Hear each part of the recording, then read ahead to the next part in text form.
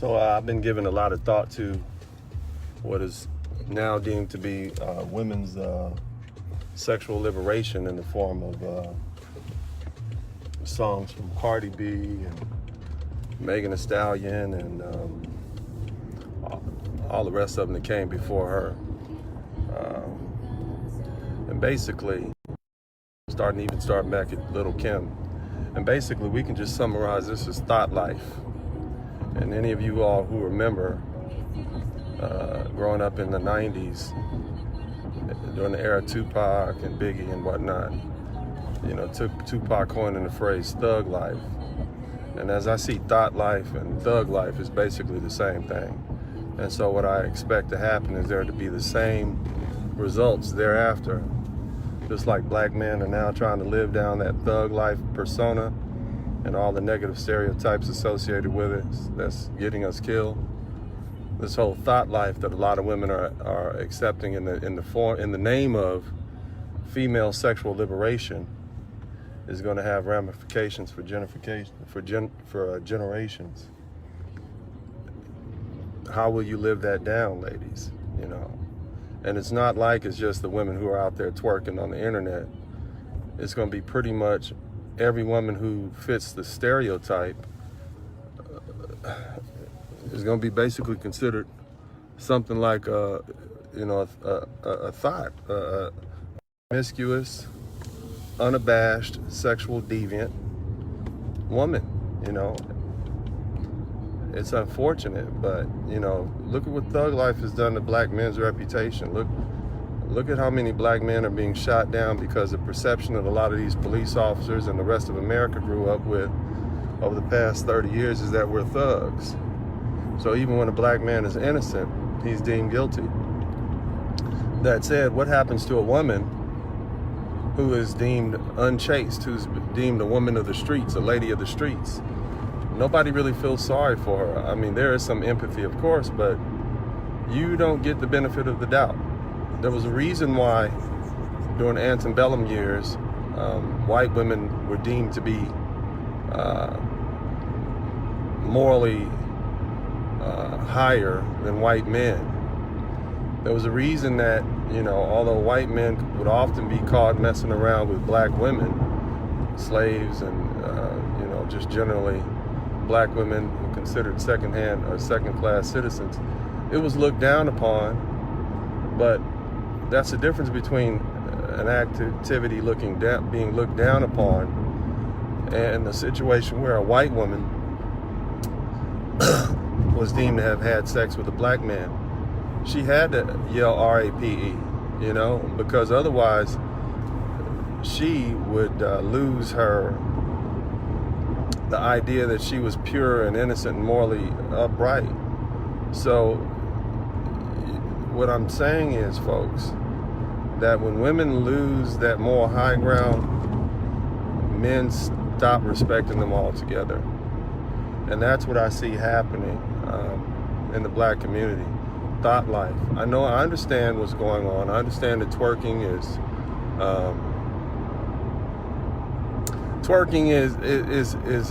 now women expressing their sexual freedom. Women talking about how many men they've had sex with, women they've had sex with. It's them saying, oh, we're liberated now, we're free.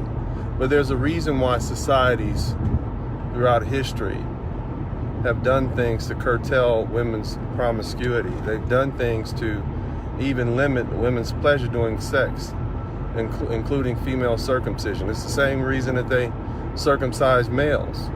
When you cut the foreskin off of a penis, as the child grows, that penis brushes up against whatever cloth touches the tip of the penis, and it deadens the end of the penis. And what that does is it numbs the sensation or lessens the sensations, the pleasurable feelings that you would have during sex. And so it makes men not ejaculate as often when they're having sex. It takes a little longer. And over time, and when you do the entire population or a large percentage of the population like that, it lowers the birth rate. That's why they do men. That's why they circumcise men, because overpopulation is a problem in any society. Same thing with female circumcision. That's why they do that, to deaden those senses, to limit it, to make it painful, to cause for women not to want to have sex, so they can limit the population.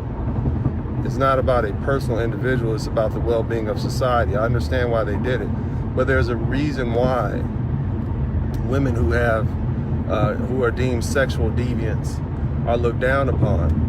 Because in our society, when we have an overpopulation of individuals and no natural predators, we eventually consume all the resources in our environment, and then the fights begin, then the wars happen. It ultimately leads to the destruction of civilization. We've seen it happen in other organisms. You breed and breed and breed, and then you overconsume all the natural resources in your environment, and then you die off. I understand that. That's how societies have developed over thousands and thousands of years. And so that's why there's a stigma associated with women who are sexually deviant, because it ultimately leads to the end of that society. If you don't believe me, look at the canary in the coal mine. Look at the African American community. And we have a situation where you have women who are having children, and there's a complicated. Basically, you have boy children especially who are let loose in the community without being properly trained, and they're destroying the community. The issue that we have in Chicago is the same issue that we have in all across the United States in these black communities. Young boys, adolescent boys, middle-aged, teenage boys, all the way up to middle-aged men. We're destroying our communities. We are impregnating more women and creating that cycle. That's what happens. That's what happens when you have unchained reproduction in any community, whatever organism it is. So I know this might be going a little too far, and some of you are shaking your head saying, man, you don't know what you're talking about. Just look at the thug life movement. Look at that. I mean, it's one thing to say, oh, they're thugs. It's another thing for us to come up with a tag for it, and a theme, and a genre of music that promotes that sort of lifestyle. And that's what you get when you get thug life. No different than Thot life. From Nicki Minaj to Cardi B to Megan Thee Stallion, all the way back to Lil' Kim. These are the most popular rappers. And yeah, I understand women have a right to have their own sexual expression. You're in control of your bodies and ... and whatnot. I get it. I understand that. But no different than black men saying, oh, thug life is not about, this is reality rap. We're just talking about what's going on in the hood. But in actuality, what you're doing is you're promoting a lifestyle that is deadly and dangerous. And that's no different than Thot life songs. That's what we're doing. What is it like to be a Thot? And yeah, I get it. I get it. I understand that a lot of these women wouldn't be in the situation they were in if they had fathers in their houses to validate them as women, as opposed to people like Megan Thee Stallion and Cardi B, who were validated by men who threw dollars at them on the pole. I get that. They were validated in the strip club. They knew they were beautiful because they made money in the strip clubs around their cities. And so those of us who participated, how can we judge? I get that. I understand that. But at some point, now that we recognize what's going on and we know the eventual outcome, we know what's going to happen, shouldn't we at least begin to speak about it and talk about it and begin to correct our ways? Or do we want to have 30 years of black women trying to live down the reputation created or put upon them by this music? If you're a father and you have black daughters, certainly you don't want your daughter to be when she's walking out in the street, for people to assume that she's, a promiscuous young woman, even if she hadn't done anything. I have to face that with a 13-year-old son, an 11-year-old son, and a 4-year-old son, knowing that they're going to grow up in the world, and when people see them, they're going to assume, oh, they're thugs. They fit the bill. It's not a very comfortable feeling. And so I want you all just to consider what I'm saying. You don't have to necessarily like it. I mean, this is probably too far-flung for many people to understand, but if you really think about what I'm saying, it makes logical sense. And there's a pattern that we can follow. From the first time hip-hop changed from intellectual, cool, fun to gangster rap, and what that's led to. It's led to everything that comes with gangsterism and drugs. You got a bunch of rappers now who are the children of women and men who are drug addicts. That's what it sounds like. They're the ones making the rap songs now.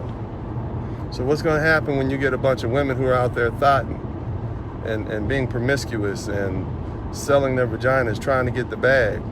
You're going to get children who are the products of tricks. Children who don't love women, who don't love their mothers. Children who despise their mothers. Children who do not uphold womanhood. I think Tupac himself said it the best. We're going to have a race of babies that hate the ladies. And that's where we're headed now, because womanhood is not venerated anymore. So you and ladies, you're going to have yourselves to blame, even though you'll find a reason to blame the nearest man, I'm sure. But still, there'll be nobody to blame but those ladies who supported this genre of hip-hop, this culture that we're living in, this get the bag at all costs, culture, this thought culture. And I'm not judging, I'm just simply pointing it out, and I just think we should think about it. I think we should consider what we're doing. I think we should analyze this and put all the social scientists to work and try to figure out how we can abate the effect of, or the eventual outcome that I see happening, that many others probably see happening. But either way, that's it. This is the People's Lawyer, Dennis Sperling, and also known as Uncle D, and I'm out, baby.